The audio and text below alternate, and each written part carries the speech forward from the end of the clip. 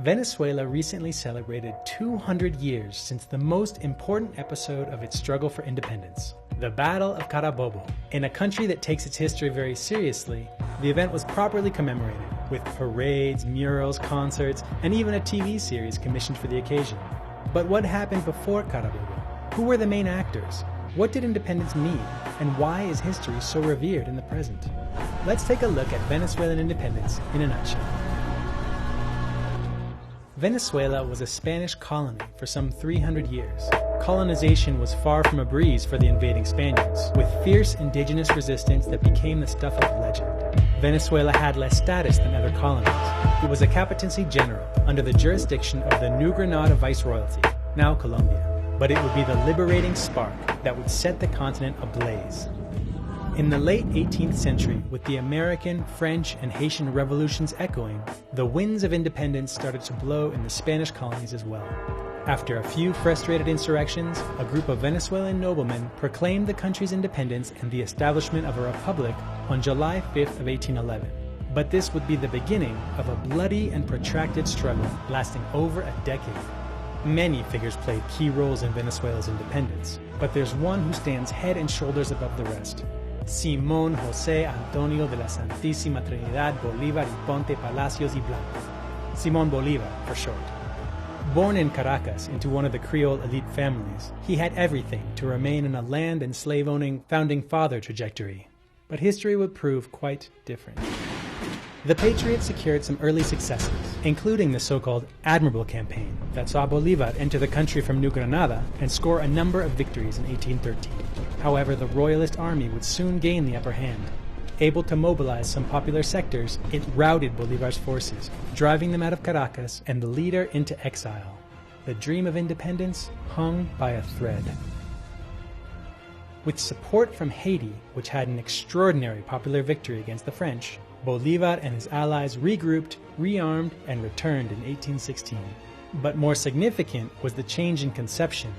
The Haitian Revolution and the failure of the first attempts led Bolívar to understand that independence would be meaningless and destined to fail again if it did not represent a true social liberation for the majority. In other words, the independence struggle needed to build on centuries of slave and indigenous rebellions. Thus, the so-called Liberating Army came to incorporate free slaves, indigenous groups, the urban poor, landless peasants and herders, with women also playing a prominent role in the entire campaign. Independence for them meant more than a republic with a modern constitution. It meant breaking the chains of slavery. It meant access to land. It meant dignity. The new outlook also changed fortunes on the battlefield. The Patriot forces went on the offensive and drove back their Spanish counterparts. With the initiative on their side, the different patriotic armies started converging towards the center of the country for the decisive showdown. June 24th, 1821. The Carabobo fields were the stage for the climax of the Venezuelan War of Independence. Historical records show that Bolívar had a larger army but an unfavorable position. In the end, it did not matter. With superior strategy and tremendous bravery, the Patriot forces secured a swift and all-important victory. Days later, Bolívar triumphantly entered Caracas once more. A few more skirmishes and battles finally put an end to the Royalist resistance, and in 1823, Venezuelan independence had been conquered for good. Envisioning the emancipation of the entire continent, the Liberating Army marched on westward, and in subsequent years would secure the independence of 5 other modern-day countries: Colombia, Ecuador, Peru, Bolivia, and Panama. Nevertheless, Bolívar's dream of new republics with progressive values and social justice would be shattered by his lieutenants come oligarchs, with the independence leader betrayed and pushed aside, and thus true liberation was to remain a mirage, waiting to re-emerge in a new revolutionary project. Ezequiel Zamora and his mostly peasant army lit the fires of revolution once more in the second half of the 19th century. But the efforts were again frustrated, and it would take more than 100 years for the Venezuelan people and Bolívar's ideals to come back to the fore with a vengeance. From the early 1980s, Hugo Chavez and his allies drew the parallels between Bolívar's emancipatory vision and the struggle of the Venezuelan masses against neoliberalism.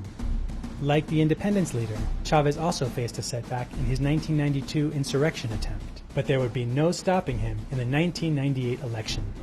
Bolivar was back with the so-called Bolivarian Revolution, the country officially changing its name to the Bolivarian Republic of Venezuela, his ideas back at the fore, and a people proud of their history. The independence hero's legacy was understood as an unfinished struggle, with Latin America formerly independent, but now under the yoke of U.S. imperialism. Thus, Chavismo's central tenets of grassroots activism, anti-imperialism, and later the construction of socialism were inseparable from Bolivar.